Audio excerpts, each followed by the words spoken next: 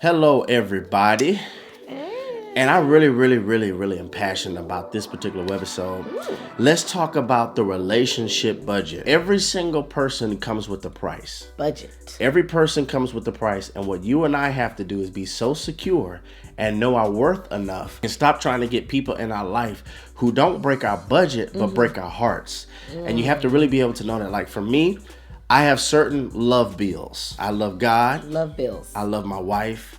I love my children. I love my family. So those are my priority daily bills. Okay. That's in my budget. So anybody else who comes in my life, I have to consider, is this a person that will break my budget, help my budget? Yeah. Is this somebody I need to invest in? Or is this something that's too expensive? So we have to learn to stop jumping oceans for people who won't jump a puddle for us. And then also stop giving your heart to people who don't have one. This is why they keep treating you so heartless, because they don't have one. Jeez. This is outside of my relationship budget. I think it's really important for us to understand that even people in our family, Talk. your budget, they can't, sometimes you have to allocate certain funds for them too. Those people can keep making withdrawal after withdrawal after withdrawal, and they leave you emotionally depleted, emotionally bankrupt. So sometimes you have to say, you know what? I can't allocate any more funds to you of my emotions. That doesn't mean that I don't love you. That doesn't mean that I don't care about you or I'm concerned, but I am no longer going to keep giving you all of these funds of my emotions because it's really starting to deplete me. And I know I had to personally do that with my life, with certain people in my family that I love dearly.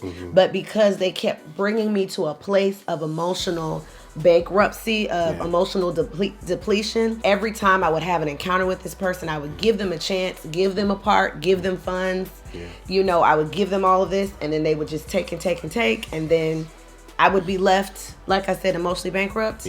You got to allocate those funds. And it's okay to do that sometimes with friends as well. You may not be able to give them the same amount that you once gave them, especially if you grow as a person. You grow individually. You grow in your walk with Christ. Maybe they're not used to that. And what you used to give them, you can't give them anymore. That's just operating with wisdom. This doesn't mean that they're a bad person. No. It just means they're too expensive. It's costing me too much, and there's other means of giving my love that I have to. Right. So like some people have been so hurt and so wounded that they require so much love.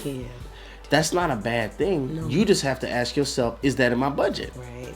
Is it in my budget for them to take stuff out of context? Right. Is it in my budget for them to get easily offended and I have to keep explaining to them that's not what I meant. Right. That's not what I meant. I didn't mean it like that. Right. And some people, you may have the grace to do that. We're not knocking it, but you just have to consider before you take on and purchase certain relationships, how expensive is this person?